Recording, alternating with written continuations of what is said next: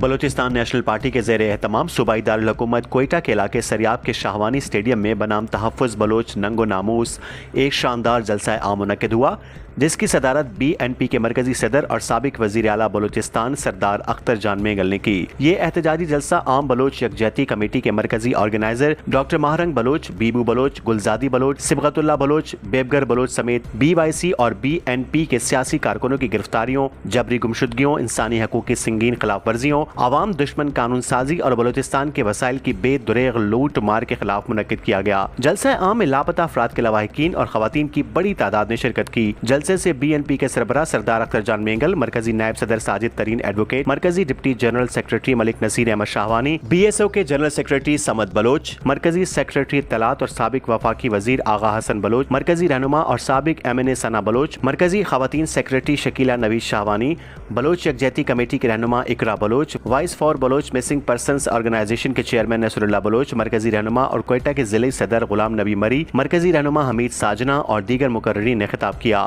جلسے میں voice for Baloch missing persons organization کے وائس چیئرمین ماما قدیر بلوچ اور جنرل سیکریٹری حوران بلوچ بھی موجود تھے۔ بلوچستان کے عوام کو مشکور ہے کہ انہوں نے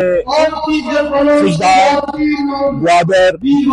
تربت، پنجگور، موشکی، اس کے بعد ابھی کوئٹہ میں بلوچستان نیشنل پارٹی کے مختصر وقت میں تقریباً ایک ہفتے کے مختصر قلیل وقت میں تقریباً یہ بہت بڑے کامیاب جلسے احتجاجی جلسے اور یہ جلسے اس غم و غصے کا اظہار ہے جو بلوچستان کا عوام دکھانا چاہ رہے ہیں۔ ان جلسوں کے بعد انشاءاللہ بلوچستان نیشنل پارٹی کی مرکزی کمیٹی مرکزی ادارے بیٹھیں گے اور آنے والے احتجاجی جو ہماری تحریک ہے اس کا اعلان کریں گے۔ گندی ہے، یہ وفاق لہری ہے، یہ وفاق ڈونگی ہے، اس وفاق کے پاس صرف منہ ہے بلوچستان کے وسائل کھانے کا، یہ بلوچستان کے لوگوں کے غم غصے کو سمجھتے نہیں ہیں۔ بچے بیٹھے ہیں، بوڑھی عورتیں بیٹھی ہوئی ہیں، لوگ جوان بیٹھے ہیں، پورے بلوچستان کے عوام نے جو غم غصے کا اظہار کیا ہے،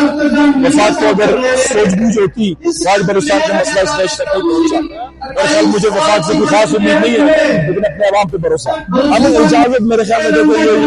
ہم تو واقعی گراؤنڈ میں کرنا چاہتے تھے، ہم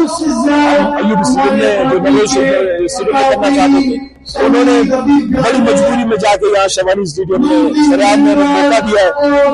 جو بلوچستان کی بہت بڑی آبادی ہے اس جلسے تک پہنچ نہیں سکی، جگہ بھی نہیں ہے، پارکنگ بھی نہیں ہے، لیکن اس کے باوجود عوام میں شامل ہوئے۔